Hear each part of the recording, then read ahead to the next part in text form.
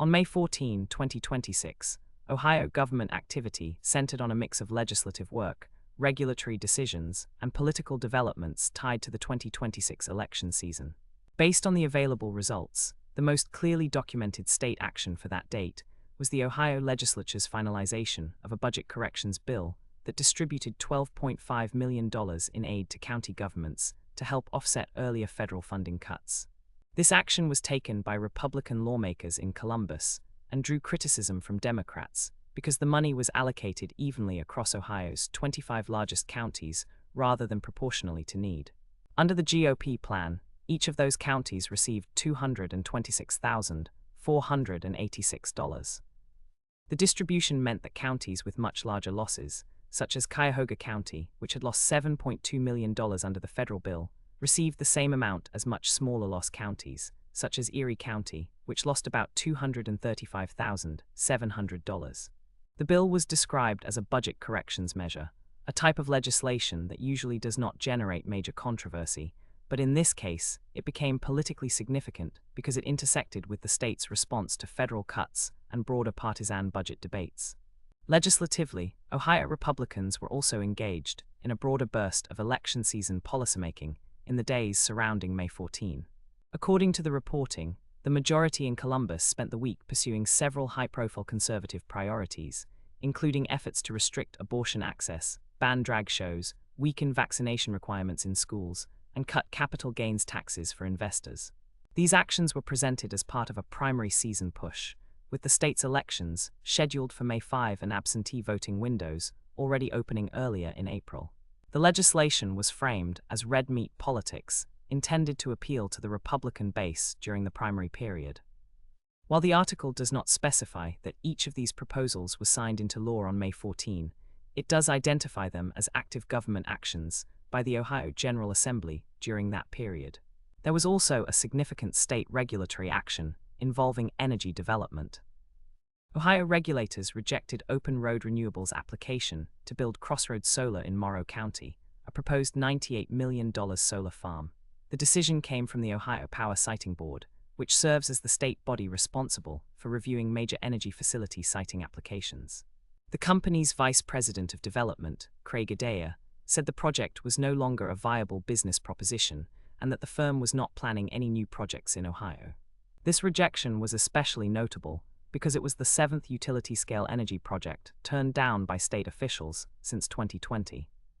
The reporting states that the board did not find faults with the project's engineering, economics, or environmental impacts. Instead, the project was rejected largely because of opposition from township trustees, county commissioners, and some local residents. That makes the action important not only as a specific permitting denial, but also as evidence of a continuing pattern in Ohio's energy siting process in which local political opposition has been enough to block major utility-scale projects. In the executive branch and political sphere, there was a major development involving Attorney General Dave Yost.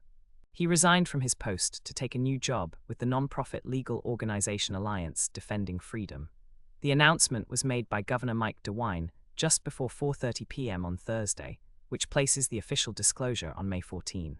The available result from the television program, Face the State, says the resignation was one of the major topics discussed on the May 10, 2026 episode, and that DeWine announced the move during that Thursday afternoon window.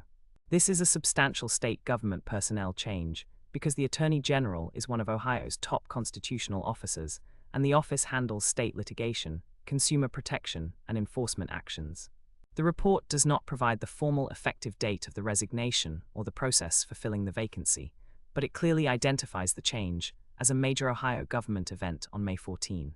Publicly, the state's broader political environment on that date was heavily shaped by the upcoming 2026 election cycle. The reporting notes that military and overseas absentee voting had already begun, and wider voter windows were opening on April 7.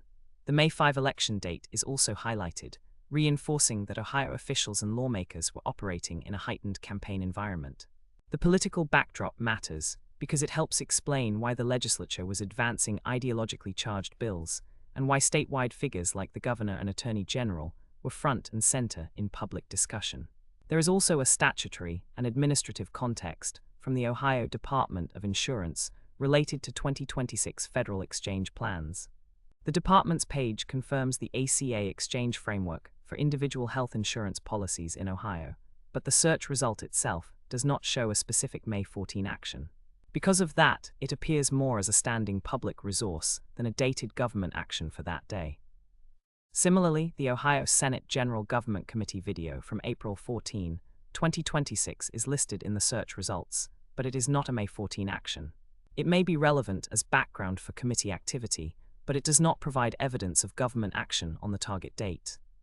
In summary, the most clearly substantiated Ohio government actions around May 14, 2026 were the legislature's passage of a $12.5 million county aid correction measure tied to federal cuts, ongoing Republican legislative efforts on abortion, drag shows, school vaccination rules, and investor taxes, the Ohio Power Siting Board's rejection of the Crossroad Solar project in Morrow County, and the announced resignation of Attorney General Dave Yost for a position with Alliance Defending Freedom, as announced by Governor DeWine. Together, these actions show a day dominated by budget response, social policy legislation, energy regulation, and a major statewide personnel change.